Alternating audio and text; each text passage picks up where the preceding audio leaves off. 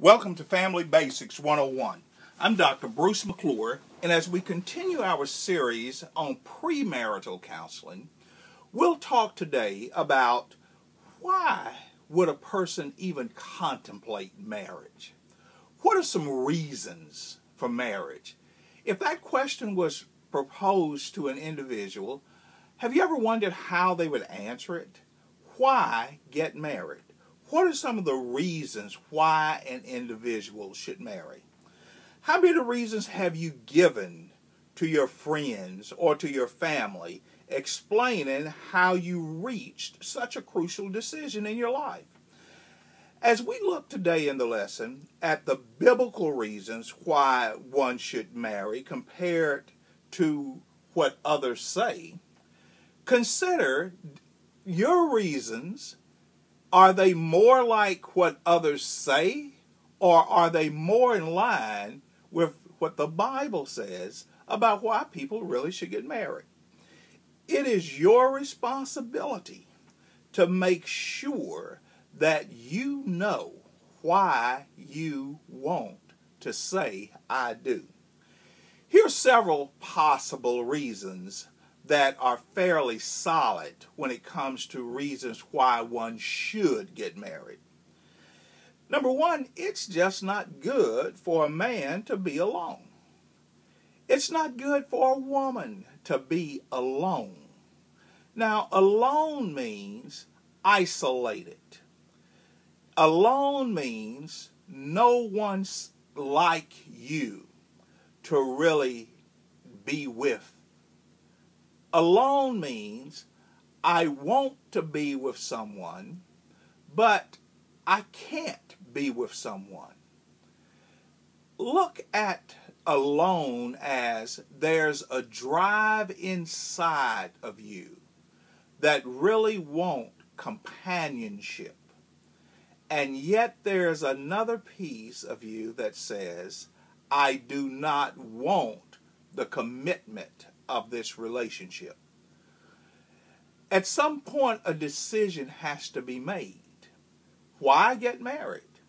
The marriage answer will always be in order not to be alone, in order to have companionship, and in order for in this non-lonely state, and in this I have a companion, I am now in a position to be sanctioned by God if the determination is made to have children, and also you will receive the sanctioning of God in the companionship of sexual intimacy. Sexual intimacy is a drive that's built into individuals. And sometimes people will say, well, I don't want the commitment of a marriage, but I don't like being alone.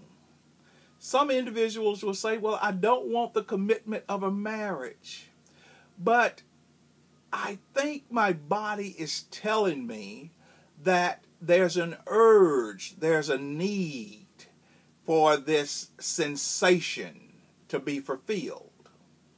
Marriage is the institution by which that drive in a female or that drive in a male is satisfied.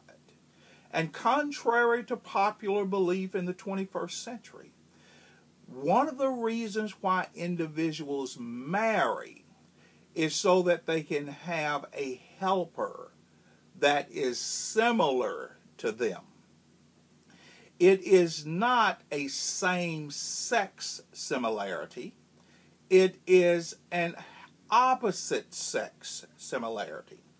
So people marry in order to enter into the institution of companionship, permanent companionship with the opposite sex of who they are.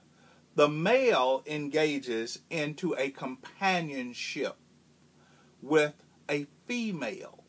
The female engages in a companionship with the male. Another purpose of marrying is to bring forth children.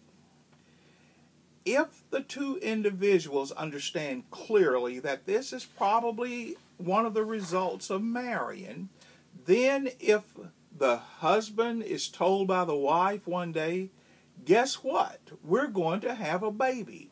It shouldn't shock him. That's one of the natural results of marriage. Another natural result of marriage is to avoid fornication. Avoiding fornication simply means I do not have to go outside of my marriage in order to get my sexual needs met. When people ask the question, so why are you marrying? What's the big deal about marriage? One should be able to say, I know I have these sexual needs, and I'm marrying in order to avoid sin. I'm marrying in order to avoid getting sexual needs met as a single person in a relationship. Another answer would be, I'm marrying because I am attempting to avoid confusion. In the book of Hebrews, chapter 13, verse number 4, the Hebrew writer says, marriage is honorable in all, and the bed is undefiled. But whoremongers and adulterers God will judge. It is quite confusing when people are in and out of bed with different people, and there's never a marriage to hold them together. The Hebrew author is quite clear. There is honor, there is high esteem in marriage. So an individual should be able to tell others when they ask, why are you getting married? Be proud to say, it's honorable. I don't want to live my life in dishonor. I don't want to be called the town streetwalker. I don't want to be called an easy. I don't want my name circulated throughout the work environment or throughout the high school or the college as being the one to go to get a freebie. Why marry? It's in order to avoid confusion. Why marry? It's in order to bear children. The children are an honor from God. It's a blessing from God. And I'm marrying in order to bring my children up in the institution that God is pleased with. And that's the institution of marriage. We understand that there are so many situations where children are born and they are in single-parent homes. And single parents many times do an excellent job rearing their children. But I'm talking about the utopic look. We're not looking at the exceptions. But when a person says, why are you marrying? Be able to say, I want to get as close as I can to what is pleasing to my God. We understand there are exceptions where people just get caught up in the moment. We understand where people are young and they don't understand. We understand all of that. I'm not talking about the exceptions. I'm talking about those opportunities where we can marry, where we can move forward. But in premarital counseling, we must be sure that we're marrying for the right reason. You're not marrying for money. You're not marrying for prestige. You're not marrying for glory. You're marrying in order to please God. I'll see you back in class again next time. Don't be late and don't skip class.